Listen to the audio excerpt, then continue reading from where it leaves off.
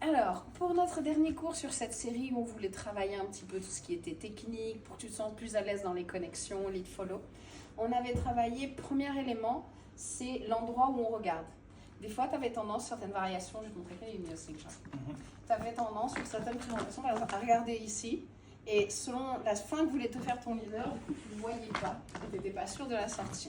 Au lieu de ça, on a parlé, pense à regarder, pas juste le buste du leader, mais aussi un petit peu tout ce qui se passe avec l'ensemble du cadre, pour savoir si il garde la main, tu sais que ça va être un cut-off, donc tu viens connecter la côtelette.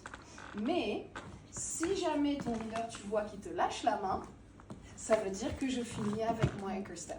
Donc pense à ces détails, on avait vu aussi sur le free spin, il te présente la main, comme ça tu sais que tu dois lui donner la main pour le tour, ou bien s'il te présente la main en haut. Donc de faire attention, oui on regarde le buste et le cadre c'est bien, mais aussi pense à regarder tout le prolongement du cadre et les mains du leader pour voir les indices sur la passe qui veut te guider.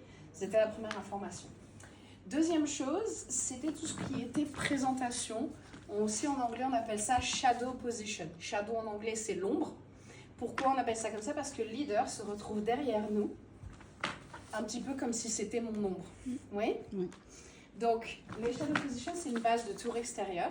Pour toi, les pas, regarde, ton leader, il l'ouvre. Donc, ça veut dire que je vais vouloir ouvrir aussi mon cadre. Et ensuite, il va présenter. Oui.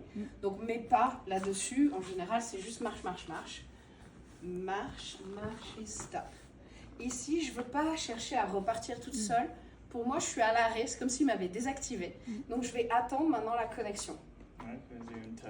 Il peut te faire des touch steps, par exemple, pour groover un petit peu en musique. Et comment je sais qu'il veut faire la sortie, c'est qu'il va ramener ma main gauche vers l'intérieur. Donc c'est le signal. Tu as deux options pour sortir. Touch step. Et on ressort. Ou la deuxième possibilité, 1, 2, 3, 4, tu as le triple step. Les deux sont corrects, tu choisis ce que tu veux. D'accord. Right. Other options to get into that position was a whip behind the back. Oui, tu peux avoir la même entrée qui vient d'un whip dans le dos. Et 5, 6, pareil, il peut faire des touch steps. Et moi, dans ce cas-là, tu vois, je danse. J'attends en fait qu'il me guide la sortie. Tant qu'il ne m'a pas guidé la sortie, je vais continuer. Il y a les mêmes choses depuis une position plus ouverte où il va juste récupérer ma main. Right. Without Par a exemple, stop. 1, 2, 3. Des fois, il me guide tout de suite. Et dans ce cas-là, tu tournes. Mais Brett avait aussi fait une version où il pourrait te stopper.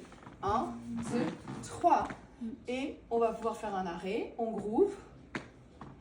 Et quand il a envie de me guider la sortie, il va me donner la prenne. Donc moi, dans mes pas, tu as vu, c'est toujours la même chose. Et je veux m'assurer d'ouvrir. Fais attention, il y a eu quelques moments où tu avais tendance à rester face à Brett et du coup tu ressentais pas bien la compression, la connexion je voulais dire, alors que si j'ouvre maintenant j'ai le stretch et l'énergie pour le tour après. Oui. Et à la fin, une fois qu'on a vu toutes ces présentations, on a parlé un petit peu des tours et en particulier de ce qu'on appelle les wraps. Tu sais où on s'enroule et on se déroule. Ah oui. Tu avais tendance à perdre l'équilibre, tu avais tendance à perdre l'équilibre sur ce tour-là. Donc je pense, je veux vraiment utiliser mes pieds et je cherche pas à voyager beaucoup. Je m'enroule dans mon bras à moi. J'ai mon 1, j'ai ma prépa 2. Donc je vais penser, je m'enroule, je reste le plus sur place possible.